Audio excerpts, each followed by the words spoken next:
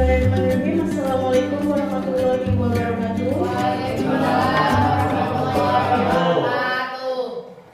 Alhamdulillahirabbil alamin. Puji dan syukur atas kehadiran Allah Subhanahu wa taala karena pada hari ini atas nikmat dan rahmatnya kita bisa berkumpul di ruangan ini dalam acara diseminasi budaya positif yang akan disampaikan oleh saya, yaitu Sri Hasyati, CGP Angkatan 9, SDN 3 Kaliwulu, Kecamatan Pleren, Kabupaten Cirebon. Salawat serta salam tak lupa kita panjatkan kepada Nabi kita, Nabi Muhammad SAW beserta keluarganya, kerabatnya, sekaligus kita termasuk ke dalam umatnya. Amin. Pertama-tama yang saya hormati Ibu Kepala Sekolah SDN 3 Kaliwulu dan juga Bapak Ibu Guru beserta staf SDN 3 Kaliwulu yang saya cintai. Mengawali diseminasi ini, saya persilakan untuk Ibu Kepala Sekolah untuk menyampaikan sepatah kata sebelum acara dimulai. Waktu dan tempat saya persilakan.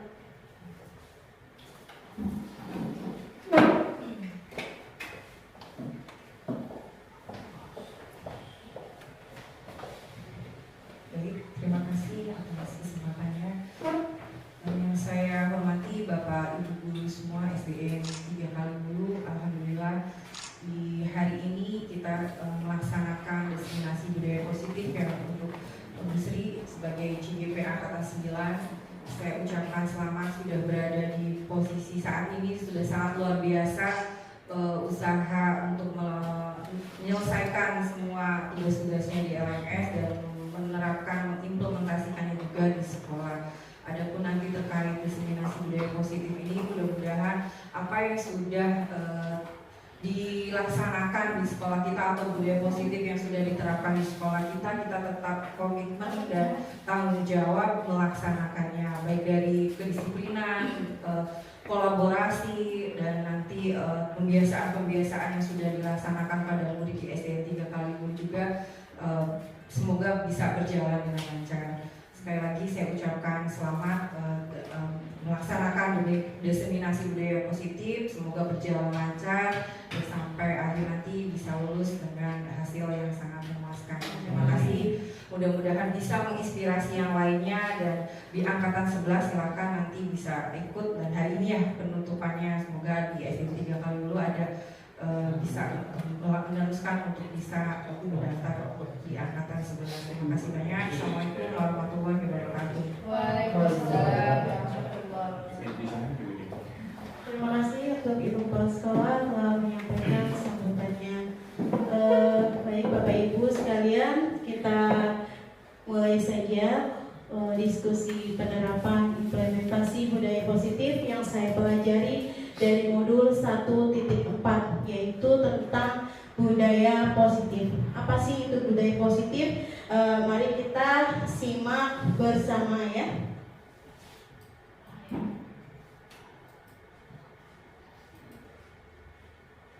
Selamat datang Bapak Ibu guru hebat. Mari kita belajar bersama, berkolaborasi, saling mendukung, mewujudkan disiplin positif di sekolah kita. Siap Bapak Ibu?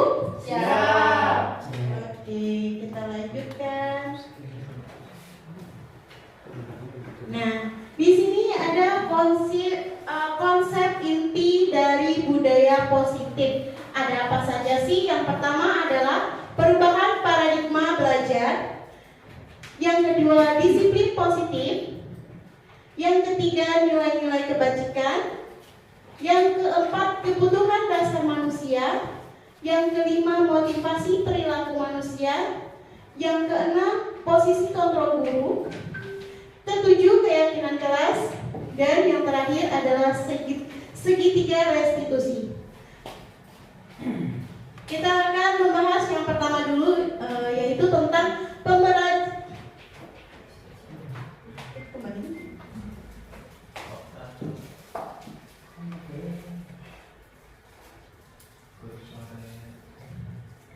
Ya, yang pertama dulu yang akan kita bahas yaitu tentang pembelajaran dengan paradigma baru.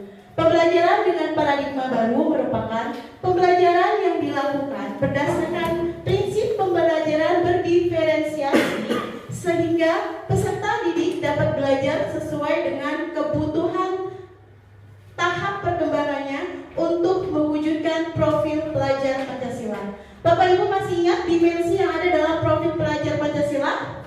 Ya. Masih ingat? Coba Ibu Nika, yang pertama itu bunyinya apa sih Ibu Nika? Berkebinekaan global. Yang pertama berkebinekaan global, bergotong royong, beriman, kreatif, bernalar kritik, mandiri, beriman dan bertakwa kepada Tuhan Yang Maha Esa dan berakhlak mulia. Iya, betul sekali ya Ibu Nika ya. Tepuk tangan untuk Ibu Nika.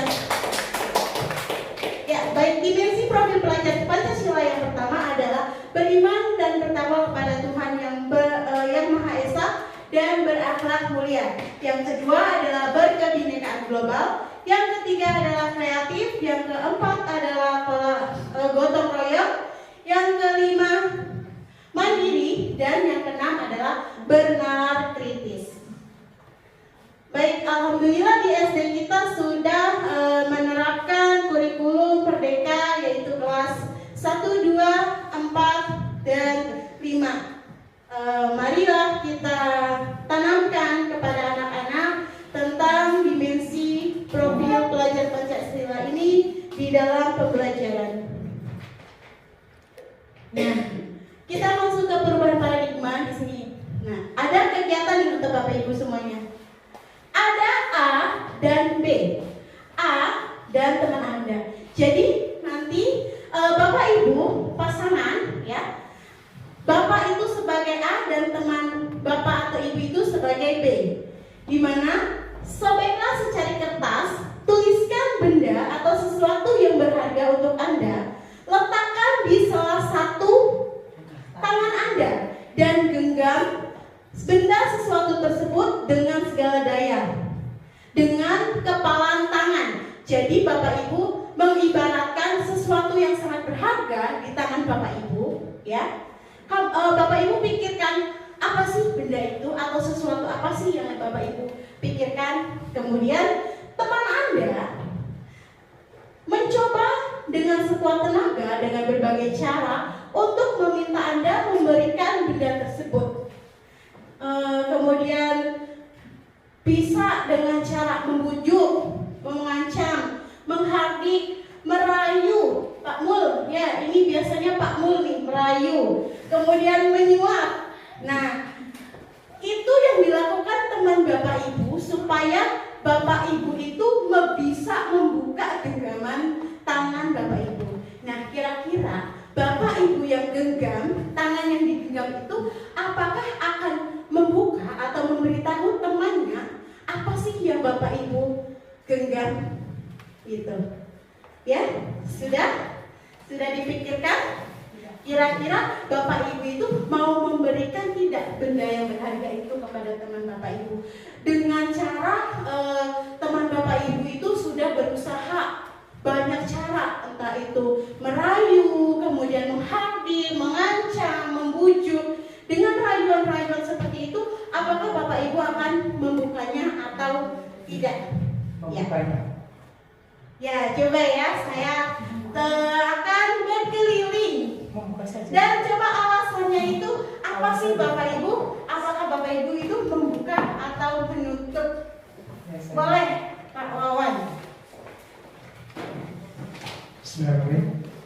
Produk yang dimiliki oleh kita, benda apapun yang ada di genggaman tangan itu ibaratkan pikiran atau jiwa kita. Nah, kalau tidak disampaikan kepada anak atau orang lain yang kita miliki itu merasa berdosa. Maka sesuatu apapun yang kita miliki, baik ilmu maupun apa saja, harus kita berikan kepada orang lain. Itu. Satu, nilainya kita itu beribadah kepada orang lain. Nah, adapun nilainya besarannya itu tergantung dari yang di atas nantinya.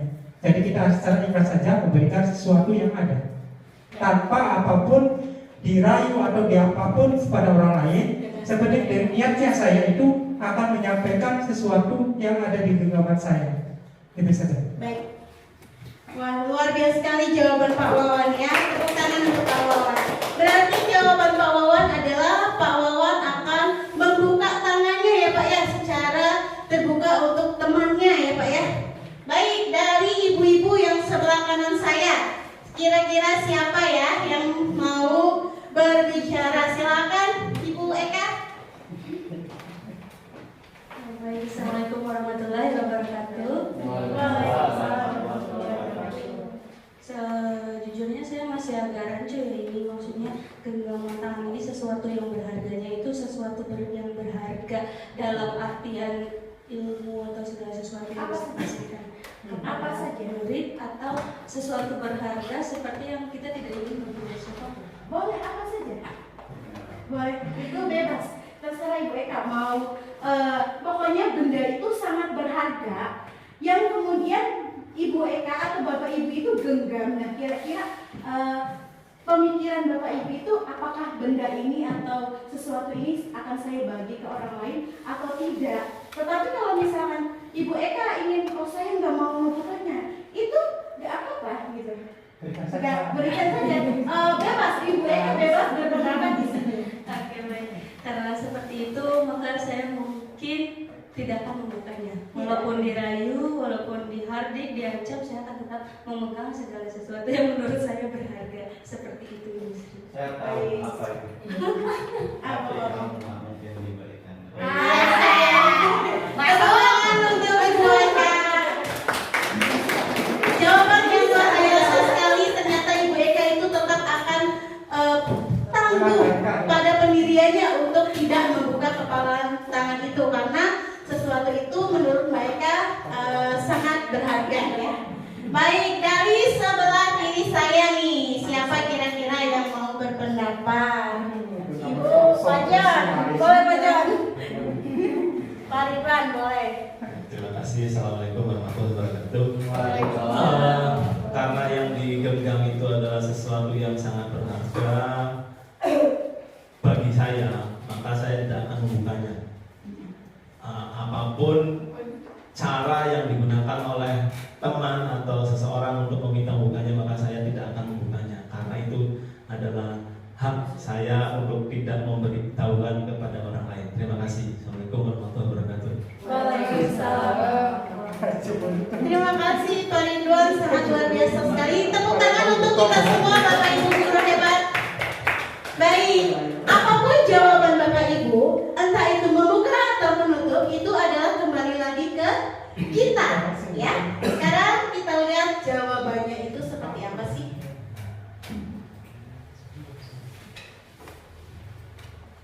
Nah, kemungkinan jawaban kita pasti akan bervariasi ya, antara satu dengan yang lainnya. Pasti tidak akan sama karena kita mempunyai pendapat dan pemikiran masing-masing. Kemungkinan jawaban kita akan bervariasi antara yang bersedia membuka ataupun tetap bertahan untuk menutup kepalan tangannya. Siapakah yang sesungguhnya memegang kontrol? Nah, di sini siapa yang akan memegang kontrol tangan kita untuk mengepal? Diri kita sendiri. Betul sekali Pak, diri kita sendiri ya. Walaupun ada yang berusaha dengan cara untuk membuka kepalan rekan tangannya, tetapi yang memegang kontrol adalah diri kita sendiri. Jawabannya tentu kita sendiri ya yang mengontrol atas kepalan tangan kita, apakah kita membuka ataupun menutup. Itu bergantung pada diri masing-masing kita sesuai dengan kebutuhan dasar kita, apa yang kita pikirkan, seperti itu. Jadi jawabannya salah atau betul? Betul. Betul semua ya. Yang membuka betul dan yang menutup juga betul, karena kita mempunyai pendirian masing-masing, seperti itu. Betul sekali yang kata Pak Wawan tadi, bahwa ketika kita mempunyai ilmu, tentunya ilmu itu tidak akan kita pegang sendiri, tetapi kita akan berbagi, entah itu dengan murid ataupun dengan rekan, seperti itu ya. Selanjutnya adalah disiplin positif. Disiplin berasal dari kata disiplina. adalah belajar. Disiplin mengacu pada disiplin diri yang memiliki tanggung jawab terhadap apa yang dilakukannya berdasarkan nilai-nilai yang diyakininya. Disiplin positif merupakan salah satu cara penerapan disiplin yang bertujuan untuk menumbuhkan kesadaran serta memberdayakan peserta didik tanpa adanya imbalan atau reward, ancaman ataupun hukuman. Ya, jadi ketika kita menerapkan disiplin kepada anak itu tidak ada iming-imingnya, tidak ada penghargaannya, atau tidak dengan ancaman-ancaman ataupun hukuman yang akan diberikan kepada siswa. Sebagai pendidik, tujuan kita adalah menciptakan anak-anak yang memiliki disiplin diri, sehingga mereka bisa berperilaku dengan mengacu pada nilai-nilai kebajikan universal dan memiliki motivasi intrinsik dalam perubahan perilaku ke arah yang lebih baik. Nah, kembali lagi ke tujuan kita sebagai pendidik, bahwa kita itu adalah ingin anak-anak yang mempunyai disiplin, betul ya Bapak Ibu ya? Nah, ketika kita ingin menerapkan disiplin pada anak-anak itu tidak dengan ancaman ataupun hukuman, tetapi dengan menerapkan pada anak itu nilai-nilai kebajikan universalnya, sehingga dengan nilai-nilai kebajikan itu diharapkan anak bisa merubah perilakunya ke arah yang lebih baik. Selanjutnya adalah nilai-nilai kebajikan. Nilai-nilai kebajikan adalah sifat-sifat positif manusia yang merupakan tujuan mulia yang ingin dicapai setiap individu. Contoh dari nilai kebajikan sebuah institusi atau organisasi. Nah, ini organisasi yang pertama adalah Profil Pelajar Pancasila. Jadi kita menerapkan kepada anak nilai-nilai kebajikan yang sesuai dengan profil pelajar Pancasila, yaitu beriman, bertakwa kepada Tuhan Yang Maha Esa, dan berakhlak mulia, berkebinekaan global, gotong royong, mandiri, kreatif, dan bernalar kritis. Nah, dari keenam dimensi profil pelajar Pancasila ini, marilah kita tanamkan kepada anak didik kita. Yang kedua adalah menurut IBO Primary Years Program, yaitu termasuk ke dalamnya adalah toleransi, rasa hormat, integritas, mandiri, menghargai, antusias, empati, keingintahuan, kreativitas, kerjasama, percaya diri, dan komitmen. Yang selanjutnya adalah sesuai dengan keterampilan hidup atau life skill, yaitu dapat dipercaya, lurus hati, pendengar yang aktif, tidak merendahkan orang lain, dan memberikan yang terbaik dari diri. Selanjutnya nilai-nilai kebajikan yang ada di slide bisa dilihat ya Bapak Ibu ya. Nah, nilai-nilai kebajikan ini bisa kita terapkan di sekolah, misalkan kebersihan. Nah, dengan adanya nilai-nilai kebersihan berarti anak itu paham bahwa ketika membuang sampah itu pada tempatnya, tidak ada lagi kata-kata dilarang membuang sampah itu, tetapi kita akan rubah ke dalam nilai kebajikannya itu adalah kebersihan. Kemudian ada lagi keberanian. Kita itu seringkali menjumpai anak yang tidak percaya diri, ya kan ya. Nah, dengan adanya keberanian ini, anak itu akan membuat dia menjadi lebih berani untuk berpendapat ataupun presentasi biasanya ya. Nah, nilai-nilai kebajikannya bisa dilihat di slide ya Bapak Ibu ya. Sudah? Kalau sudah, kita lanjut ke slide selanjutnya ya. Selanjutnya adalah kebutuhan dasar manusia. Seluruh tindakan manusia itu pasti memiliki tujuan tertentu.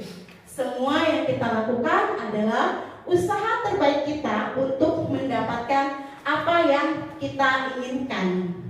Ya. Kita lihat lagi, kebutuhan kita itu apa pasti setiap manusia itu memiliki kebutuhan. Nah, kebutuhannya apa saja kita lihat di sini. Nah, ketika seorang murid melakukan suatu perbuatan yang bertentangan dengan nilai-nilai kebajikan atau melanggar peraturan, hal itu sebenarnya dikarenakan mereka gagal memenuhi kebutuhan dasar mereka. Untuk lebih jelasnya, mari kita lihat satu persatu kelima kebutuhan dasar ini. Nah, jadi kebutuhan dasar manusia itu ada macamnya ya Bapak Ibu ya. Nah, ini ada 5 kebutuhan dasar manusia. Yang pertama adalah bertahan hidup. Ketika kita ingin bertahan hidup, tentunya yang akan kita lakukan adalah makan. Ya Pak An ya? Betul Pak An? Ya, makan. Kemudian adalah pakaian. Pakaian juga menjadi salah satu item atau kebutuhan yang harus kita penuhi. Bayangkan jika kita tidak ada pakaian, itu nanti kita tidak bisa memenuhi kebutuhan kita.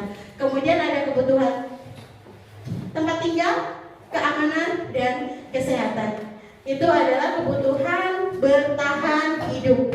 Seperti yang kita ketahui bahwa ketika kita itu sakit, pasti kita akan pergi ke rumah sakit ataupun dokter ya.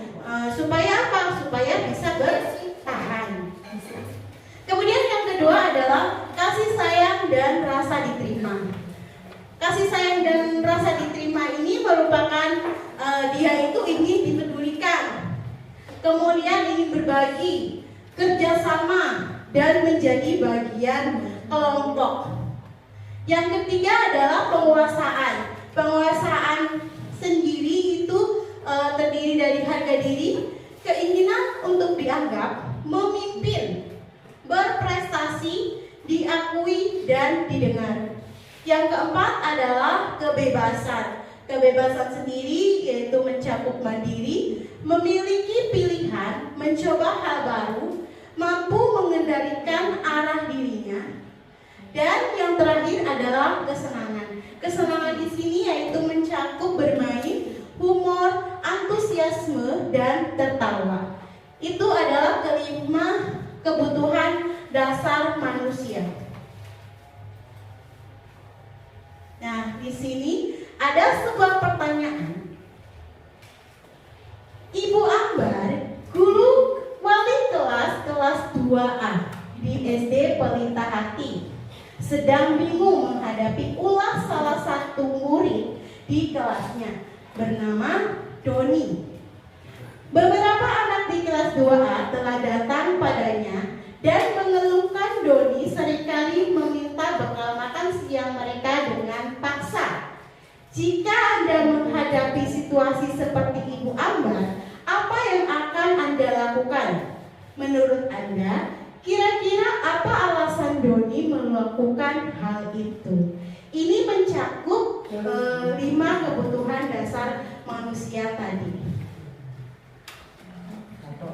Ya, silakan Bapak Ibu berpikir sejenak kembali, kira-kira yang sedang dihadapi Doni dan Ibu Ambar ini apa sih? Gitu. Yang sedang dihadapi Doni ya ini ya. Kira-kira apa? Raise hand yang ingin berpendapat. Pamul, boleh Pamul.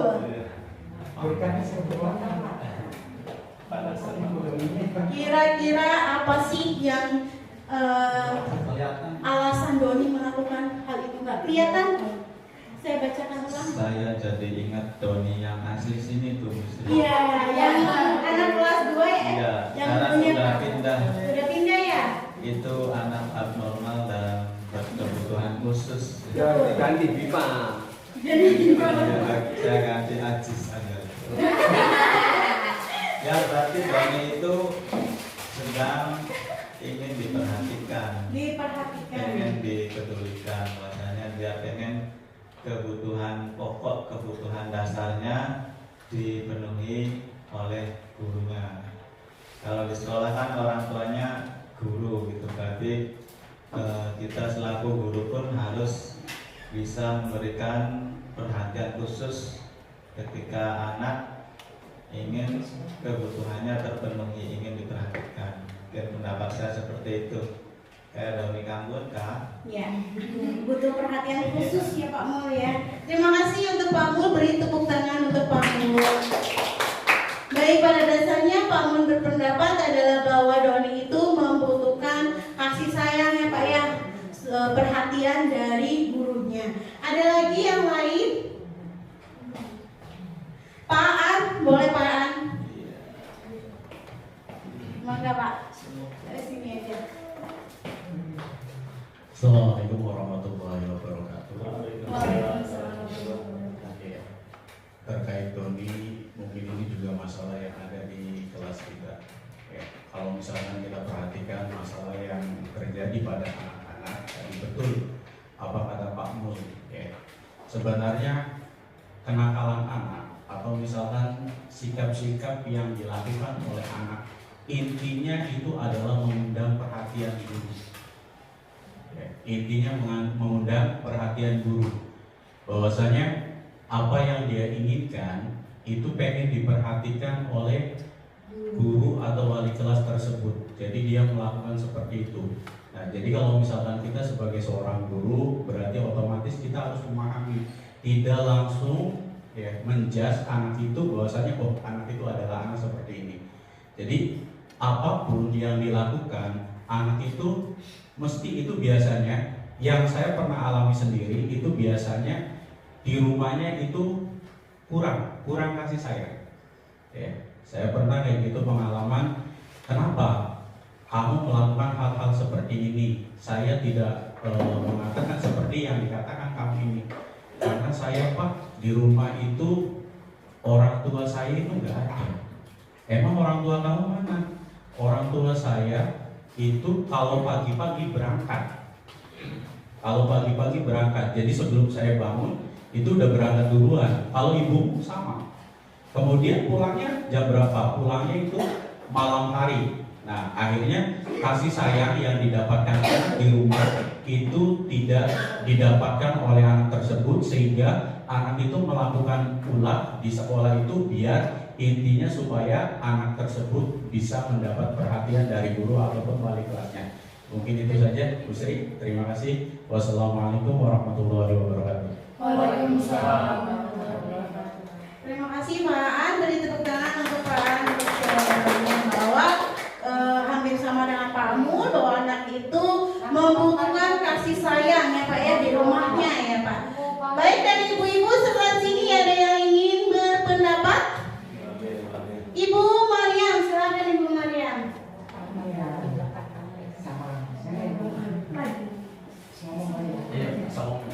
Saya pandai menggali. Ya,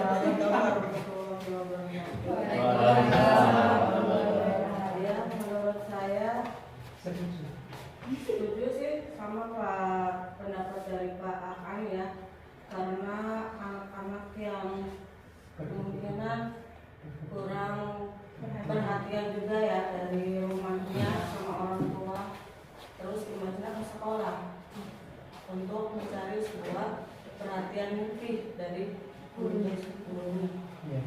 Oh gitu. Baiklah. Boleh. Terima kasih Bu Mariam, tepuk tangan untuk Ibu Mariam. Jawabannya sangat luar biasa sekali Bapak Ibu guru hebat semua yang ada di sini. SDN 3 Kaliwulu memiliki guru-guru yang hebat. Ya, baik di sini saya akan mencoba kira-kira apa sih jawabannya? Nah, sebetulnya yang dialami sama Doni ini membutuhkan 5 kebutuhan dasar manusia itu sendiri. Yang pertama adalah untuk bertahan hidup. Kita bisa lihat di situ, Doni bertahan hidup dengan cara mengambil makanan dari temannya, ya. Karena makan adalah salah satu yang harus Doni penuhi untuk bertahan hidup. Kemudian yang kedua, betul sekali yang tadi Bapak Ibu sudah sampaikan, yaitu bahwa Doni itu adalah membutuhkan kasih sayang dan rasa yang diterima. Dimana di rumahnya mungkin Doni itu kurang perhatian sama orang membutuhkan kasih sayang. Kemudian penguasaan di sini. Penguasaan di sini kira-kira di mana sih adanya? Penguasaan itu adanya adalah ketika Doni itu mengambil paksa, secara paksa. Jadi Doni itu menguasai kelas ya Bapak Ibu ya. Kemudian ada kebebasan. Kebebasan di sini adalah Doni apa namanya? Iya, berekspresi ya. Mungkin karena dia itu butuh kebebasan, jadi dia mengambil makanan dari temannya. Kemudian adalah kesenangan. Mungkin diri Doni itu memiliki dalam dirinya ketika dia mengambil makanan temannya ada rasa kepuasan tersendiri, ya kan ya? Seperti itu. Terima kasih untuk pertanyaan pemantik tentang 5 kebutuhan dasar manusia. Yang selanjutnya adalah motivasi perilaku manusia. Motivasi perilaku manusia merupakan sesuatu yang kita lakukan baik secara sadar atau tidak sadar untuk melakukan tindakan dengan tujuan tertentu. Yang pertama adalah menghindari ketidaknyamanan dan hukuman. Di sini murid akan melakukan disiplin karena takut dihukum. Kemudian ini adalah tingkatan terendah dari motivasi perilaku manusia. Yang kedua adalah untuk mendapatkan imbalan atau penghargaan dari orang lain. Murid melakukan disiplin karena ia menginginkan imbalan atau penghargaan. Jadi di sini murid itu akan disiplin ketika dia mendapatkan penghargaan dari gurunya. Nanti besok kamu jangan terlambat ya, nanti akan ibu kasih permen. Nah itu adalah motivasi perilaku yang tingkatan kedua. Yang selanjutnya adalah motivasi yang ketiga untuk menjadi orang yang mereka inginkan dan menghargai diri sendiri dengan nilai-nilai yang mereka percaya. Jadi di sini adalah motivasi yang ketiga itu berasal dari diri anak itu sendiri, yaitu mereka melakukan sesuatu dengan sadar terhadap nilai-nilai yang mereka yakini. Dan ini adalah motivasi yang akan membuat seseorang memiliki disiplin positif. Misalkan anak-anak itu tahu bahwa jam masuk sekolah itu pukul 7, maka mereka menanamkan dalam diri mereka itu untuk sampai di sekolah sebelum jam 7. Selanjutnya adalah konsep disiplin. Konsep disiplin ini ada tiga macam. Yang pertama adalah hukuman, yang kedua konsekuensi, dan yang ketiga restitusi. Apa saja sih konsep disiplin yang termasuk ke dalam hukuman? Yaitu tidak terencana atau tiba-tiba. Kemudian yang kedua, murid tidak tahu apa yang akan terjadi atau tidak dilibatkan. Bersifat satu arah, berupa hukuman fisik atau psikis. Nah, hukuman di sini biasanya itu dibuat oleh guru sendiri dan tidak melibatkan anak dalam kedisiplinannya. Misalkan kedisiplinan anaknya itu tidak mengikuti upacara bendera, nah kemudian guru itu akan menghukum anak seperti itu. Hukuman yang disampaikan. Kemudian adalah yang kedua konsep disiplin konsekuensi. Konsekuensi ini terencana atau disepakati sesuai dengan peraturan. Kemudian murid tetap dibuat tidak nyaman. Sikap guru selalu memonitor murid.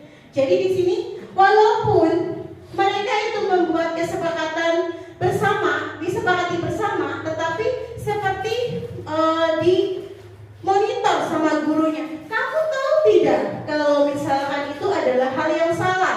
Nah itu adalah sesuatu yang dimonitor sama gurunya. Kemudian yang ketiga adalah restitusi. Restitusi ini merupakan proses menciptakan kondisi bagi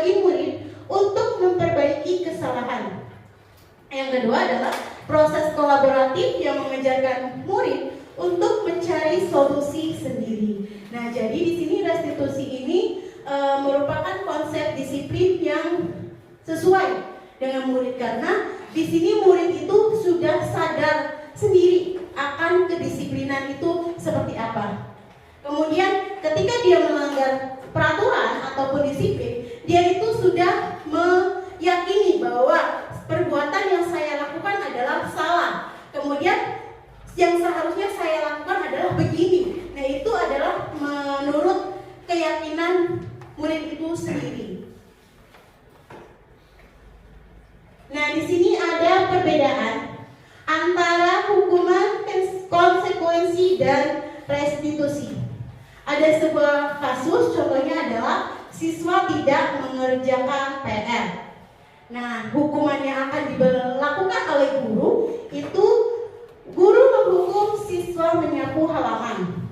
Kemudian yang kedua, bisa saja guru itu marah dan murid menjadi takut. Jadi di sini murid itu akan takut ketika dia tidak mengerjakan PR, karena nanti pasti dia itu mendapatkan hukuman nyapu halaman misalkan. Kemudian yang kedua adalah konsekuensi. Guru memberikan konsekuensi untuk mengerjakan PR di luar kelas atau saat jam istirahat.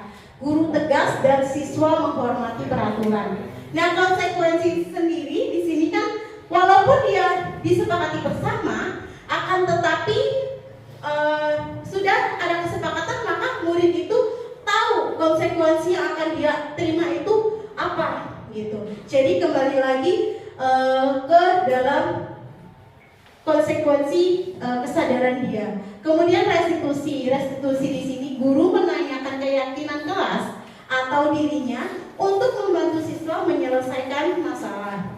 Guru terbuka dan siswa menghormati dirinya dan orang lain.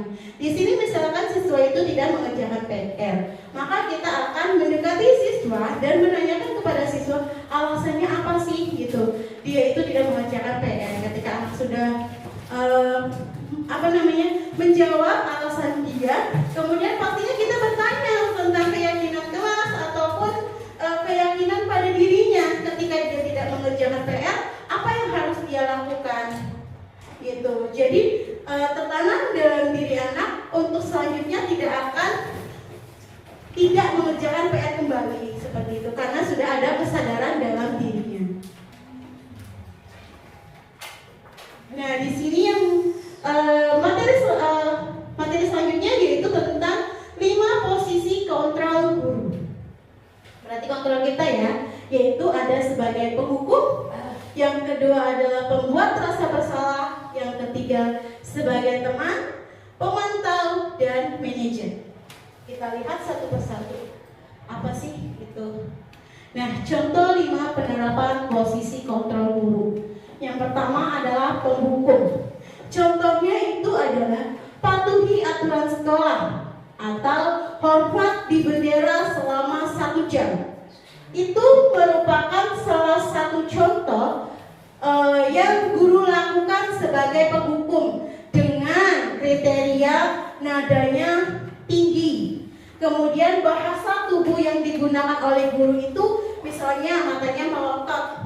Kemudian jarinya menunjuk, "Hei, kamu kenapa terlambat?" Nah, itu adalah secara tidak langsung kita sudah memposisikan diri kita itu sebagai penghukum. Kemudian yang kedua adalah pembuat rasa bersalah.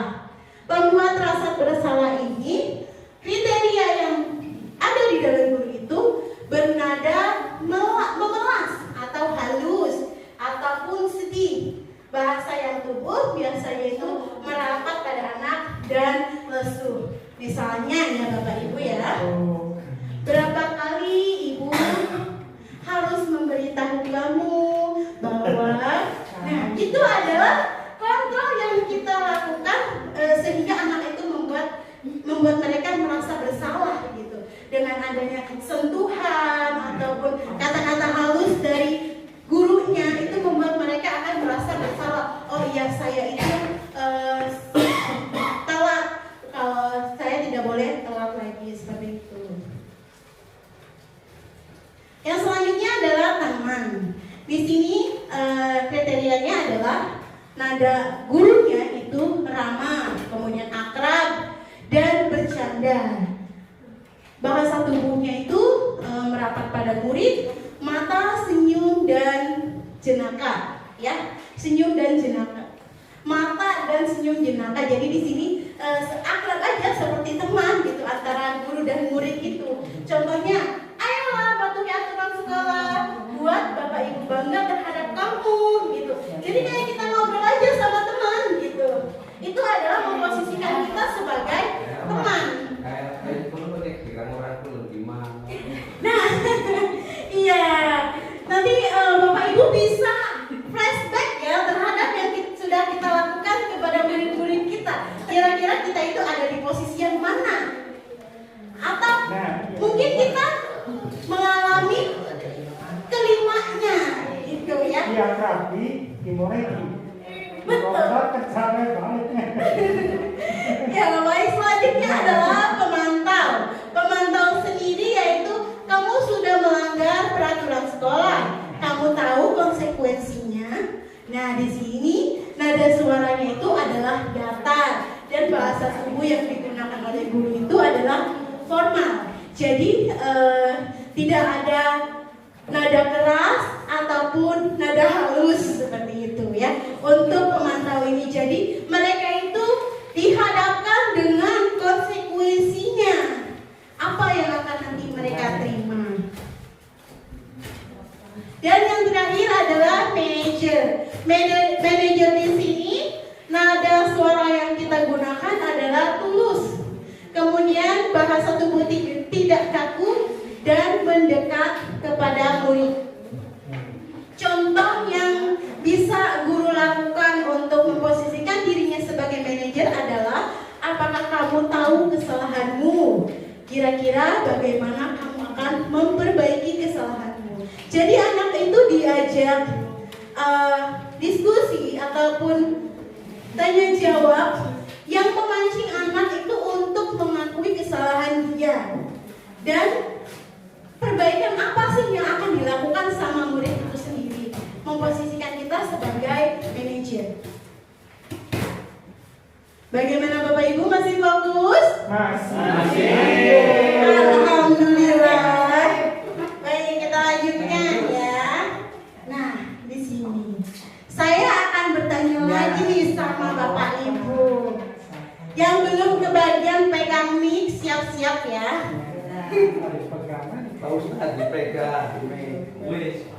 Nah, yang pertama adalah, jadi kamu terlambat. Kira-kira bagaimana kamu akan memperbaiki masalah ini? Kira-kira posisi kontrol apa yang sedang Bapak Ibu guru sampaikan di sini? Coba siapa yang mau pertama? Pak Harto, boleh Pak Harto. Beri semangat untuk Pak Harto. Baik Pak, silakan. Kira-kira posisi kontrolnya apa Pak Harto? Assalamualaikum warahmatullahi wabarakatuh. Waalaikumsalam. Biasanya kalau ada anak yang terlambat, contohnya kalau masuk di kelas 1, saya guru bidang studi, ya ikut contoh kayak Bima, manjing metu Bu Sri. Iya. Nah, jadi saya ngomongnya, Bima jangan diulang lagi ya, jangan seperti ini. Besok jangan ulang, hari ini juga jangan diulang. Masuk duduk yang benar. Begitu. Ya kan? Iya. Jadi yang lembut, yang halus. Jadi pertanyaan pertama, posisi kontrolnya apa? Tahan emosi. Harus tahan emosi. Mancing. Ya mancing, tahan emosi. Dan Tahan emosi. terus tahan marah. Tahan marah ya. Harus sabar. Betul sekali Harus Pak Harto. sabar. Sebagai guru harus sabar. Kodini. Waalaikumsalam warahmatullahi wabarakatuh.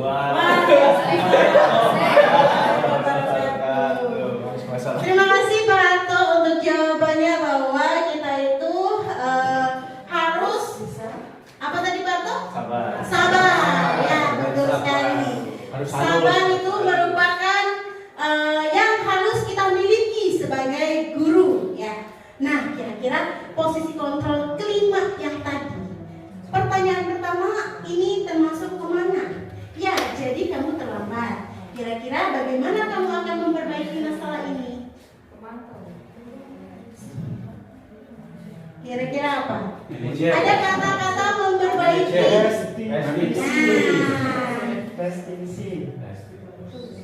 Lima kata guru ada apa saja Bapak Ibu? Manajer.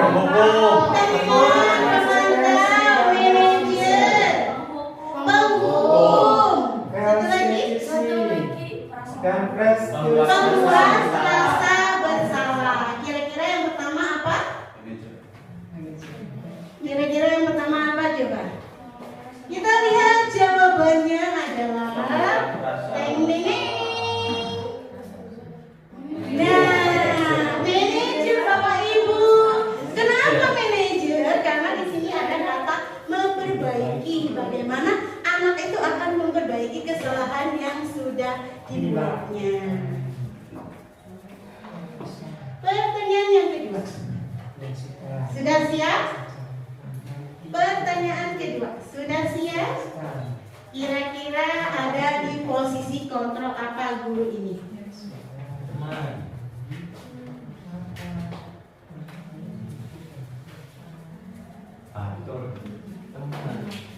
Kira-kira apa? Ada yang mau bersedia berpendapat? Pak Ridwan, boleh Pak Ridwan. Dekatannya Pak Mul ya, berdekatan Pak Mul. Betul sekali. Iya, padahal saya udah pegang mic tadi Bu. Kalau yang kedua berarti Ya, nggak apa-apa, dirinya Pak. itu karena saking akrabnya, berarti guru memposisikan dirinya sebagai teman. Sebagai teman, ya kita lihat jawabannya adalah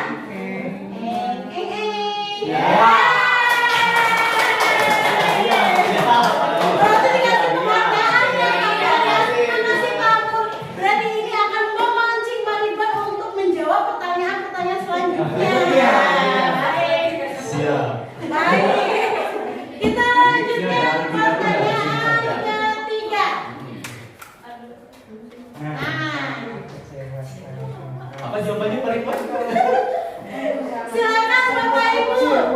Siapa yang ingin menjawab pertanyaan yang ketiga? Pak John dulu nih, saya mau dengar suaranya Pak John.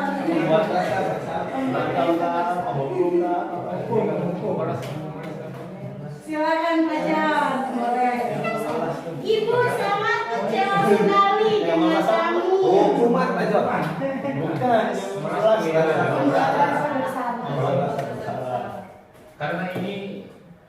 Karena ini nadanya seorang guru kecewa dengan muridnya biasa dengan bahasanya lembut ya. Iya, Bukan betul, dengan Pak. bahasa yang keras. Jadi maksudnya ke apa tuh? Pembuat rasa bersalah. Pembuat rasa bersalah, boleh. Kita coba Bu Inke, boleh tolong. Saya mana sih? Kanan kiri. Mana? Tadi.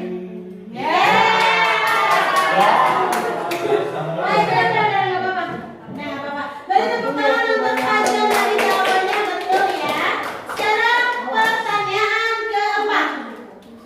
Patuhi aturan saya atau awas?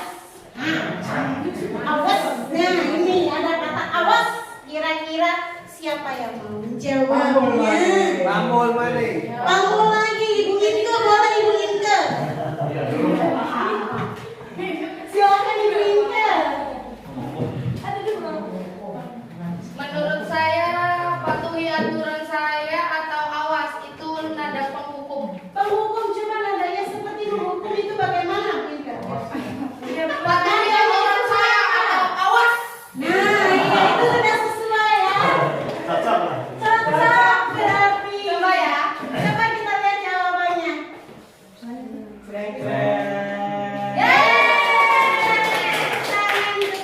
Selanjutnya pertanyaan kelima. Pertanyaan kelima adalah sanksi atau konsekuensinya apa? Ayo. Yang terakhir apa coba yang terakhir? Apa Pak? Memantau. Siapa kira-kira yang ingin jawab? Ibu Dewi deh, saya minta Ibu Dewi. Tapi kalau menjawab ini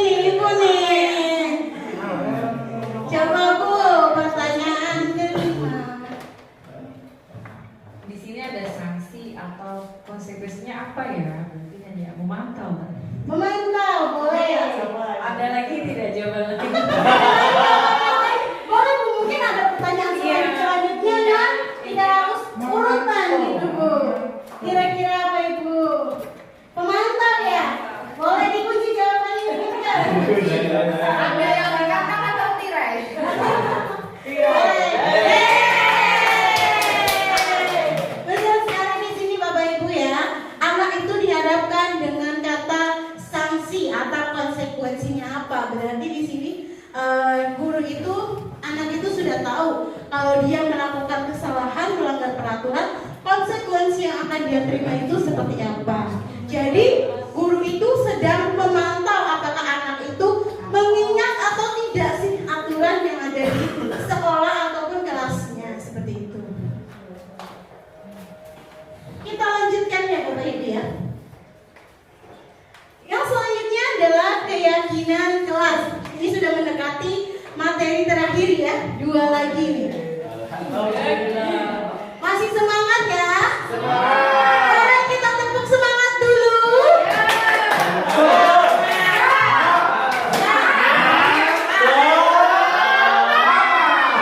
Ternyata ya Bapak Ibu ya, lebih kondusif anaknya.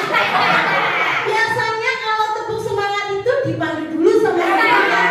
Kalau ini sudah menjadi guru ya, berarti sudah sadar sendiri. Baik, saya akan pandu ya. Tepuk semangat.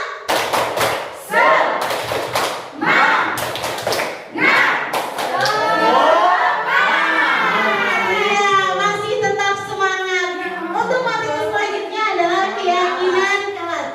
Menurut Goser 1998, suatu keyakinan akan lebih memotivasi seseorang dalam dirinya atau intrinsik. Seseorang akan lebih bersemangat daripada hanya mengikuti aturan saja.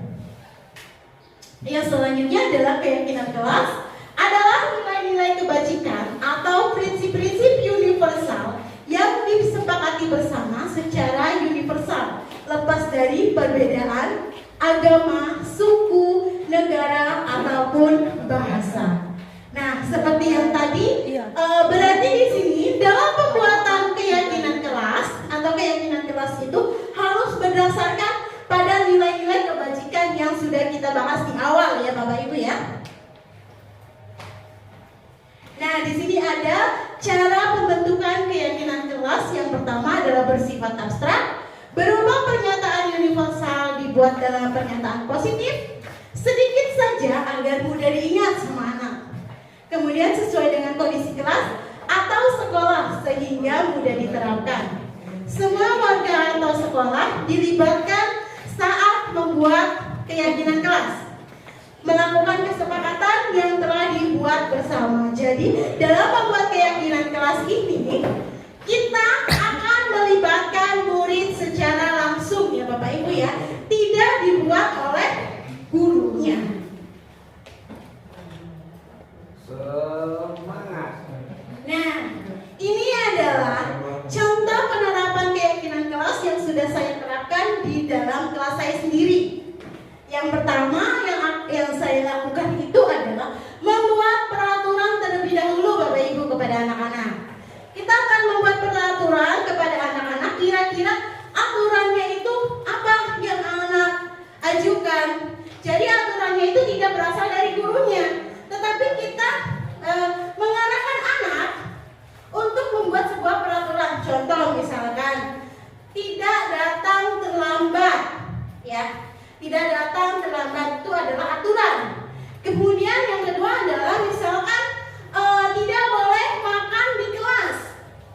Nah, itu adalah aturan-aturan yang akan memancing anak itu, misalkan sesuatu yang harus tidak kita lakukan. Itu peraturan. Ya, kita akan membuat peraturan.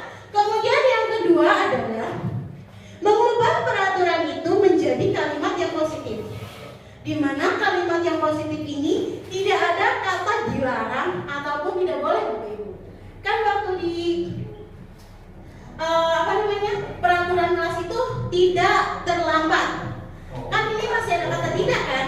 Berarti kira-kira kalimat positifnya apa? Datang tepat waktu. Betul sekali Pak Ridwan, datang tepat waktu. Itu adalah kalimat positifnya.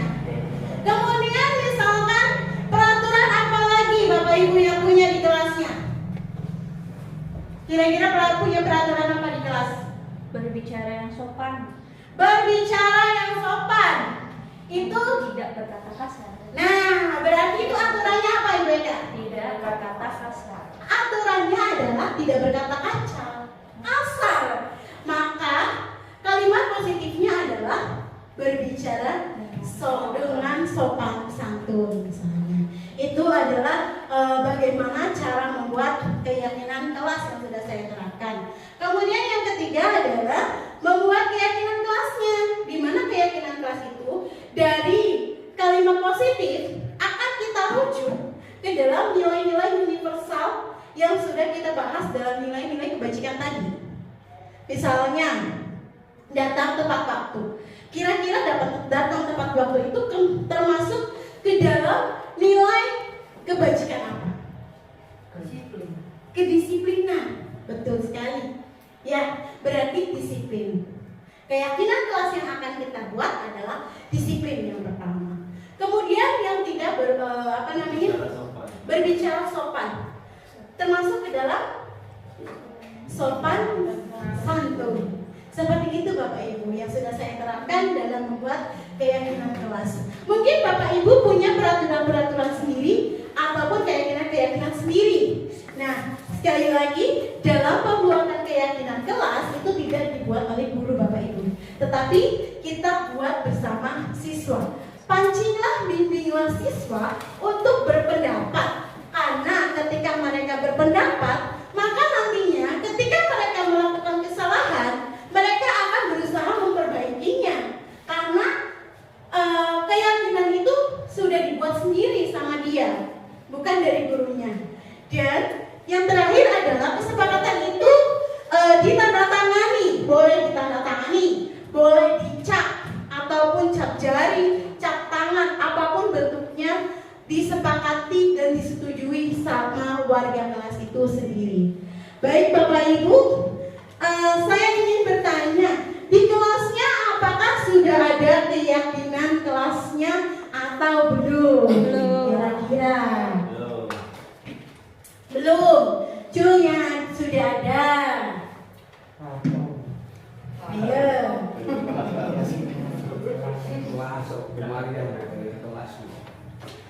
Sudah? Kira-kira ada nggak yang sudah membuat kesepakatan kelas deh? Ada yang sudah membuat kesepakatan kelas tidak? Sudah ada. Sudah ada kira-kira Ibu Mariam. Kesepakatan kelasnya itu Bu Mariam dibuat oleh Ibu Mariam atau bersama siswa? Bersama siswa. Tapi yang melakukan itu kan siswa. Ya. Jadi kita harus sesuai dengan kesepakatan bersama. Betul sekali.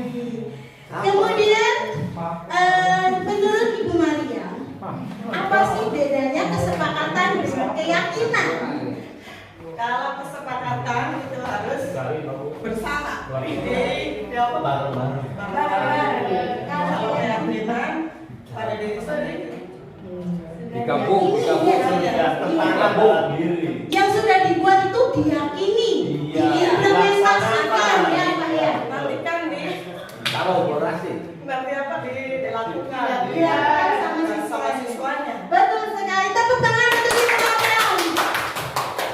Jelas ya Bapak Ibu. Jadi di dalam kelas kita itu jangan dibuat aturan sendiri. Karena kalau dibuat aturan sendiri itu yang nantinya akan membuat anak menjadi takut. Ya, seperti itu. Ketika anak sudah takut berarti dia tahu konsekuensinya itu akan seperti apa. Kalau kita membuat keyakinan kelas, berarti kita yakin bahwa sudah tertanam dalam dirinya. Yang selanjutnya adalah segitiga restitusi. Ini adalah materi terakhir ya. Proses menciptakan kondisi bagi murid untuk memperbaiki kesalahan mereka sehingga mereka bisa kembali pada kelompok mereka dengan karakter yang lebih kuat. Nah, segitiga restitusi ini memiliki 3 tahapan, yaitu menstabilkan identitas, yang kedua adalah validasi tindakan yang salah, dan yang ketiga adalah menanyakan keyakinan. Apa sih itu dari 3 tahapan itu sendiri? 3 tahapan yang pertama adalah menstabilkan identitas. Menstabilkan identitas ini Bapak Ibu bisa memakai kata-kata berbuat salah itu tidak apa-apa. Kemudian tidak ada manusia yang sempurna. Saya juga pernah melakukan kesalahan seperti itu. Kemudian kita bisa menyelesaikan masalah ini. Nah, ini termasuk ke dalam menstabilkan identitas. Nah, ini yang kedua adalah validasi tindakan yang salah. Jadi kita memancing anak dengan kesalahan-kesalahan mereka yang sudah dilakukan, kemudian diperkuat dengan keyakinan kita sendiri bahwa misalkan ibu juga pernah melakukan kesalahan, karena setiap manusia itu pasti memiliki kesalahan. Itu adalah validasi tindakan yang salah. Kemudian yang terakhir adalah menanyakan keyakinan. Menanyakan keyakinan di sini anak dihadapkan pada masalah dia, kemudian apa yang harus diperbaiki sama dia untuk tidak mengulanginya kembali. Ya. Kita lanjutkan. Contoh kasus yang ada pada kelas saya, Bapak Ibu. Fatan merupakan salah satu siswa kelas 4A dari SDN 3 Kalibulu. Pada hari Jumat, tidak seperti biasanya, Fatan terlihat murung dan tidak bersemangat. Guru berusaha mencari tahu hal apa yang membuat Fatan terlihat murung dengan menggunakan segitiga restitusi.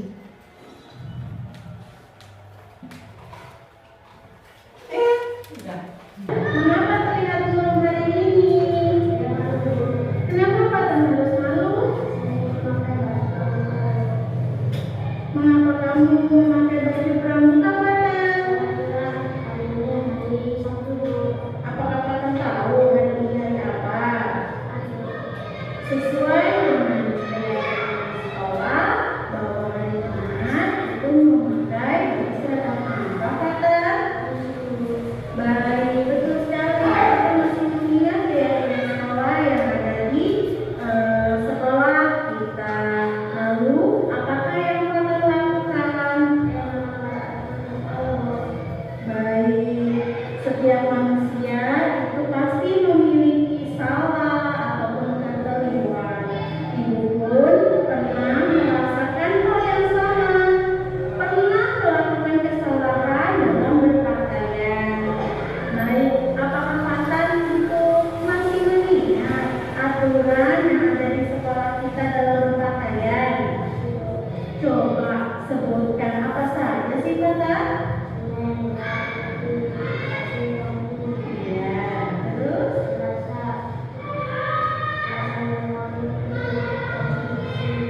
Ya.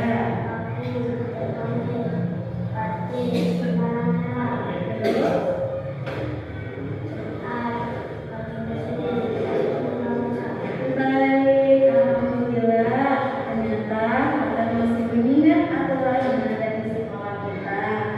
Untuk kali ini, Fatan tidak usah takut ataupun murung, apalagi malu ketika memakai baju pramuka. Tidak apa-apa, asalkan nanti Fatan bisa memperbaiki kesalahan Fatan dalam berpakaian. Siap, Fatan? Baik, silakan boleh kembali ke tempat duduknya. Sama-sama.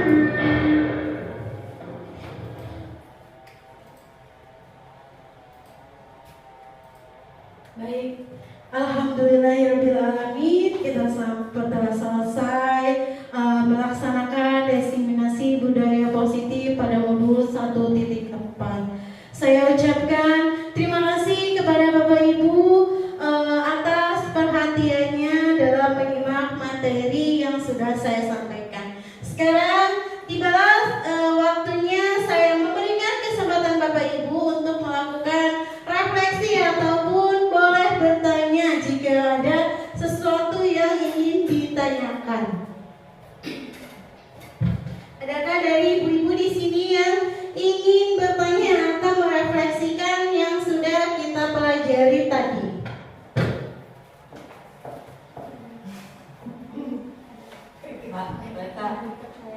Boleh, Ibu Eka.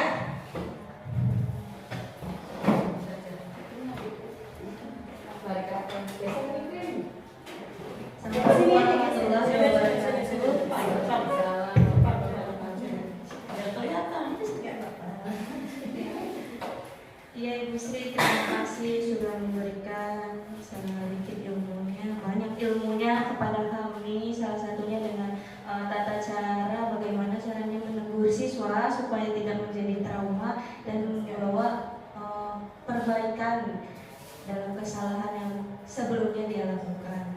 Mungkin ya Ibu Sri, saya izin bertanya mengenai kesepakatan kelas. Itu untuk hukumannya kira-kira menurut Ibu Sri yang paling ringan itu yang seperti apa, dan yang paling keras itu yang seperti apa gitu, yang sesuai dengan PPT yang Ibu Sri tadi sampaikan. Terima kasih. Bismillahirrahmanirrahim, saya izin menjawab pertanyaan dari Ibu Eka. Apa sih hukuman atau konsekuensi yang akan anak terima ketika anak itu melanggar suatu keyakinan kelas atau kesepakatan kelas? Nah, perlu kita garis bawahi bahwa di sini dalam menanamkan keyakinan kelas itu tidak adanya yang tersakiti. Jadi di sini tidak ada hukuman atau konsekuensi seperti yang kita sudah runtutan daripada pembuatan keyakinan kelas sendiri. Itu pertama adalah peraturan. Peraturan itu misalkan dibuat dengan ada kata dilarang ataupun tidak boleh. Nah, itu adalah kalimat yang secara tidak langsung itu akan membuat anak itu dihukum dengan kata-kata tidak boleh, dilarang. Itu berarti anak itu akan dihukuman bahwa ketika kita melanggar dengan adanya kata tidak boleh, berarti anak itu takut, ya kan? Nah, di situ dari peraturan itu sendiri kita akan membuat di dalam kalimat yang positif. Di dalam kalimat positif itu tidak ada kata dilarang ataupun tidak boleh lagi di situ. Jadi di situ anak itu sudah ditanamkan dengan kalimat-kalimat positif, Bu Eka.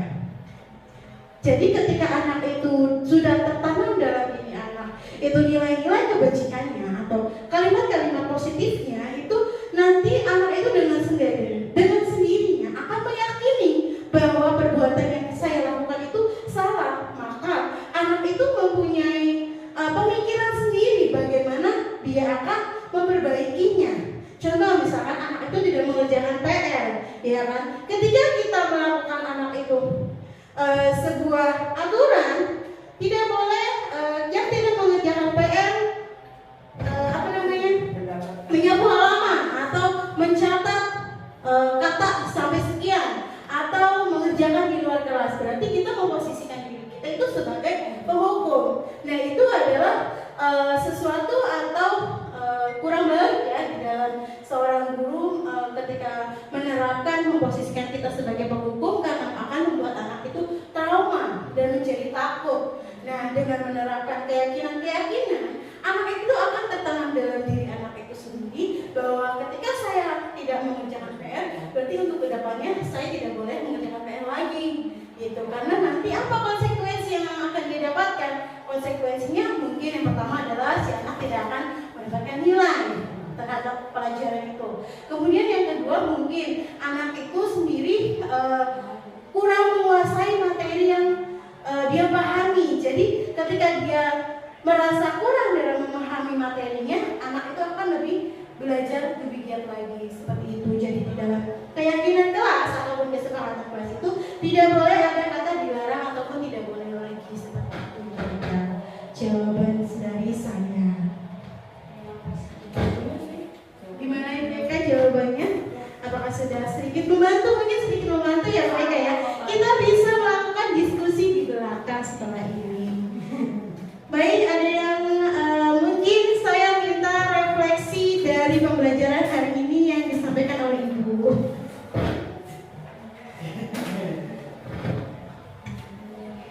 Baik, terima kasih Bu Sri.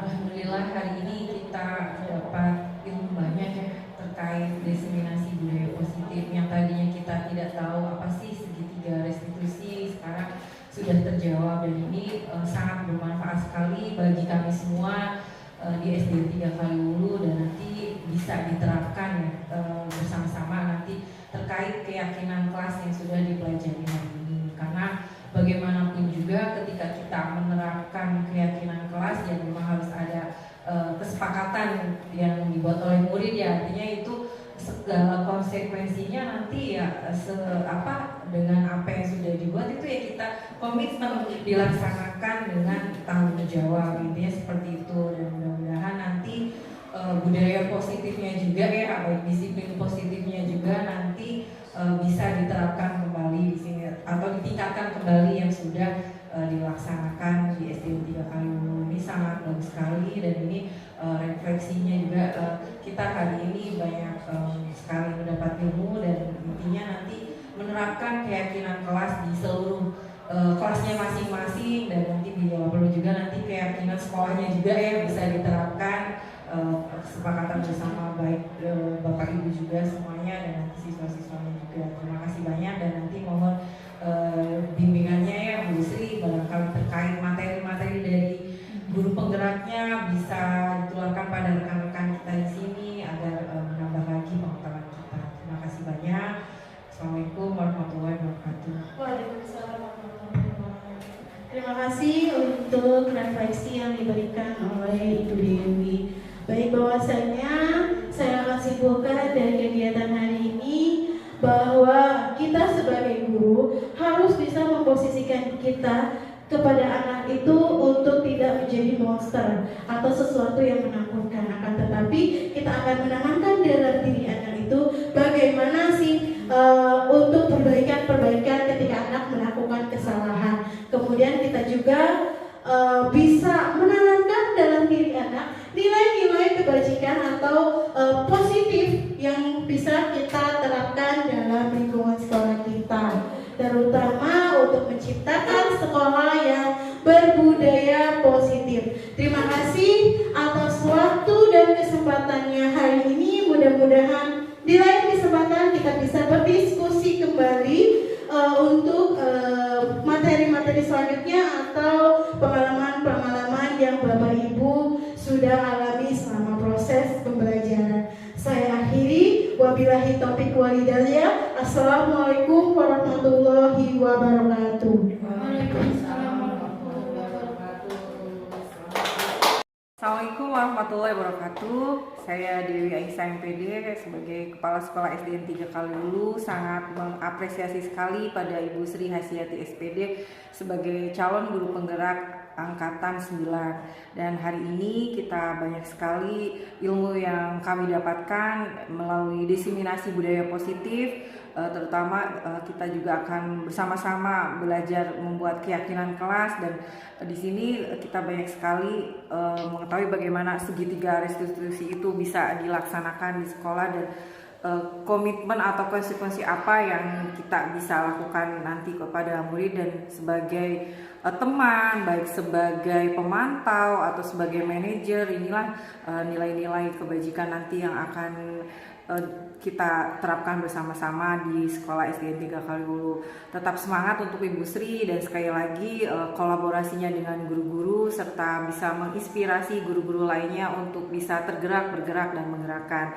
Tetap semangat, dan semoga semua program-program yang berdampak pada murid bisa berjalan dengan lancar dan bisa diimplementasikan di SDN 3 Kaliwulu. Sekali lagi terima kasih banyak, mohon maaf atas segala kekurangannya. Assalamualaikum warahmatullahi wabarakatuh. Assalamualaikum warahmatullahi wabarakatuh. Saya Eka Rianti Diantari, guru kelas 2 di SDN 3 Kaliwulu, yang mana saya juga merupakan salah satu rekan guru dari Ibu Sri Hasyati CGP Angkatan 9. Hari ini Ibu Sri Hasyati sudah menyampaikan PPT mengenai keyakinan kelas dan kesepakatan kelas, begitu juga dengan penanganan masalah yang ada di kelas. Saya mengikutinya dengan sangat antusias. Ibu Sri juga memberikan banyak sekali ilmu kepada saya, salah satunya yaitu dengan kesepakatan kelas dan keyakinan kelas, mana yang boleh dan mana yang tidak boleh. Itu sangat berguna bagi kami rekan guru untuk mengaplikasikannya di kelas, sehingga anak minum dari trauma bisa memperbaiki kesalahannya, lalu kemudian anak tersebut juga tidak terlalu menjadikan itu sebuah rasa malu yang berkepanjangan dan akhirnya takut dengan guru tersebut. Ya, motivasi saya dalam mengikuti PPT Ibu Sri ini atau pembelajaran dari Ibu Sri ini adalah salah satunya untuk memperbaiki cara mengajar saya di kelas. Dengan adanya Ibu Sri yang ikut CGP Angkatan 9, saya merasa sangat terbantu dan berharap semoga Ibu Sri sukses selalu dan mendapatkan nilai terbaik untuk CGP Angkatan 9 ini. Terima kasih. Wassalamualaikum. Assalamualaikum warahmatullahi wabarakatuh. Saya Nika Indah Yuni selaku rekan kerja dari Ibu Sri Hasyati CGP Angkatan 9 SDN 3 Kali Hulu.